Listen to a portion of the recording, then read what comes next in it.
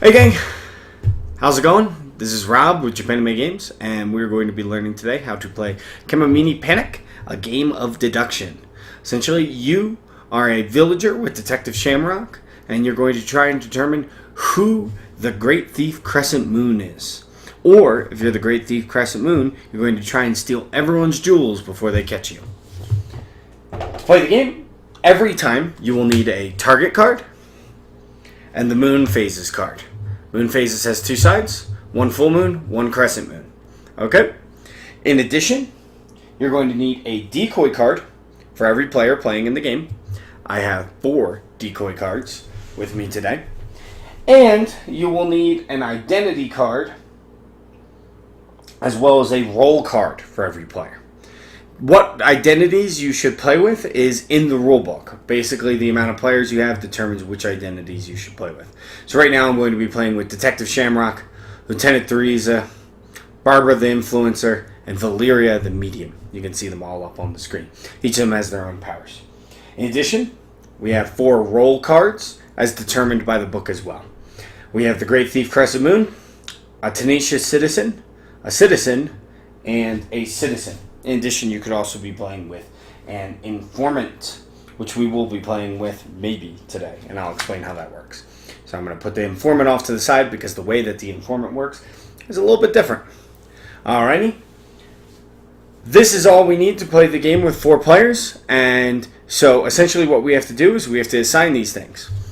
Imagine there's a player each time right here, because as of now I do not have any friends. So I'm going to play a decoy card for me, a decoy card for my imaginary friend, a decoy card for my imaginary friend, and a decoy card for my imaginary friend. In addition, I'm going to shuffle up the identities, and I'm going to deal them out to everybody. Flip them over. Each of us would go in turn, explaining what our characters do and who we are, basically like a little introduction. And then, and this is the tricky part, guys, I take my Citizen, Informant, Tenacious Citizen, and Great Thief Crescent Moon. I shuffle them all together. Well, first I remove the Great Thief Crescent Moon. I shuffle them all together, and I replace one of the cards with a card from the box that isn't Great Thief Full Moon. What this basically means is that an informant might not be in the game. So essentially, you just need to shuffle in a way in which the informant could possibly be removed and replaced with another card. Okay? So we're going to act as if that happened. Once I've got these shuffled up, I will deal them out. You can put them under your decoy card if you would like. That's my preferred place. And you do not reveal your role cards. Whoever the Detective Shamrock is gets the Crescent Moon put in front of them, and that means they are the leader for the first turn of the game. So essentially how that works is the leader dictates the flow of their turn in a way. But we're getting a little bit ahead of ourselves because first we have to do the game starting phase. First thing that we have to do is we have to pick a facilitator. I'm going to act as the facilitator for this game, but essentially the facilitator should be the player at the gaming group who is most on the ball, who's most ready to get things going with the game. They're still playing in the game, and they have no extra powers. They're just the person keeping things going, keeping the flow going. Okay? Next up, you assign characters like we did. You assign roles like we did. And we dealt our decoys. We placed our moon card. Set up our target card in the center of the table. And we begin with the game starting phase. Detective Shamrock, her power is a game starting phase power. Essentially, she picks one person at the table. Everyone else but the 2 people, Detective Shamrock and the person she picked, closes their eyes. Those 2 people will then exchange information. Essentially, the way that they'll do this is the player who was picked will give a OK symbol if they are a citizen, and will give a X symbol if they are the informant or the thief. The game starting phase then ends, and Detective Shamrock may reveal what they have learned. Sorry about that, guys. Some people are annoying me. Okay. They will then reveal what they have learned. And keep in mind, Detective Shamrock can lie at this point. So don't necessarily trust the information Detective Shamrock gives, because if Detective Shamrock is the Great Thief Crescent Moon, it's not in her best interest to reveal that information. We then go to the first day phase.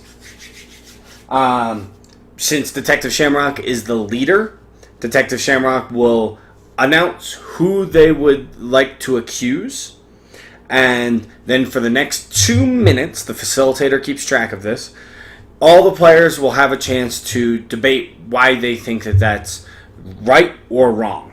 At the end of those 2 minutes, the whole village will then vote on yay or nay, whether or not they believe that person to be the thief. If more votes are yay, the person will be removed from the game, unless they have a remaining decoy card. So if they have a decoy card, they are safe. That's basically like an extra life. They lose the decoy card rather than losing their being kicked out of the village.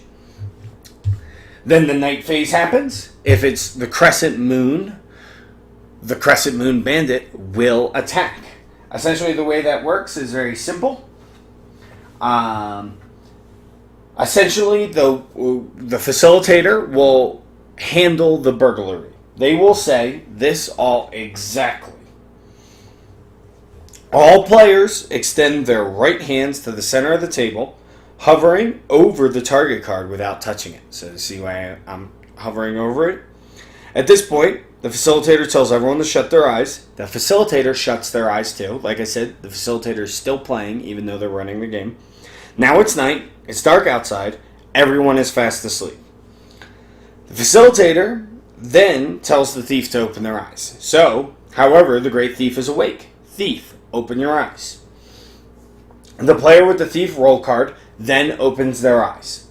Thief, you have 10 seconds to sneak into someone's house and steal their jewels. You count down from 10, 9, 8, 7.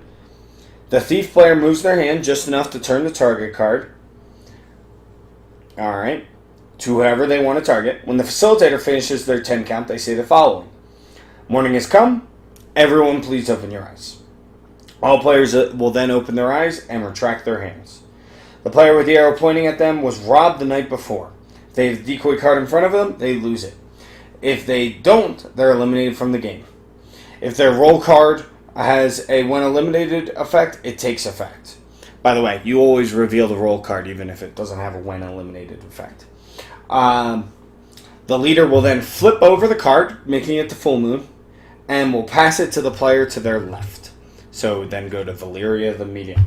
And we would restart the turn over. Valeria would get to announce who she thinks is the Great Thief Crescent Moon. Players would vote on it. Night would fall. It's full moon, so Crescent Moon does not attack. This would flip over and go right here. And we would play it out until a victory condition was met. So for example, if we see up on the screen a citizen's victory condition, 2 citizens or a citizen and an informant remain. That's a victory for the citizens. Okay. Tenacious citizen. End of game, victory conditions, 2 citizens or a citizen and an informant remain. And basically you play until a victory condition is met. And by the way, if the Great Thief Crescent Moon is beaten, you don't need to keep playing from beyond that point, because the Great Thief Crescent Moon has been caught, the roll card's revealed, all citizens win, informant loses. Okay? Similarly, Great Thief Crescent Moon. 2 thieves or a thief and a citizen remain. If you're able to get it down to 1 citizen, obviously they can no longer vote for you to be the Great Thief, because you'll always say nay, and thus the game ends there as well. Really simple game, really a lot of fun, great character art, and lots of cool, interesting abilities in the book. This is a great game for playing with like a bunch of friends, because this can support up to 8 players, which is really, really great. Something that a lot of our games don't do. And so yeah, I recommend this one if you're at like a convention or you're at like a party or something. This is a great game to play. But yeah, guys, that was Kemomimi Panic. You can pre-order it on our online store at JapanAnimeGames.com. If you have any questions, just leave a comment on the video. Other than that, thanks, guys. Have a good one. I will see you for the next one. Later. Bye-bye.